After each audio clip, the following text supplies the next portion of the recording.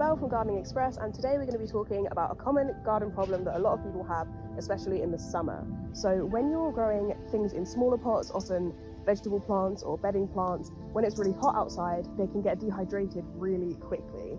And this can become a big problem with transportation, especially if you're ordering plants online or if you're taking them home in your car. So here at Gardening Express, we always give your plants a really good water before they're even packaged and sent out to you. But even with this measure in place, when it's really hot, they might need some extra care when they get to you. So if you do get a plant that's a bit dried out, here is what I would recommend. I would repot it or plant it out in the ground as soon as possible. Make sure it's in a really nice, fertile, well-draining soil, and then give it a really good water. So make sure that if it's in a pot, the water is draining out of the bottom, it gets a really deep drink.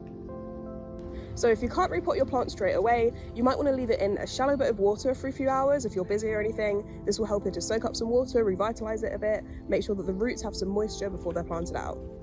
So if you want to make sure that you're keeping a lot of moisture in your soil, you can make sure you add a lot of organic matter like compost, or you can mulch it, which also helps to hold in the water. If you want any more information on plants or gardening, be sure to check out the other videos and articles on our website. Thank you for watching and enjoy your garden.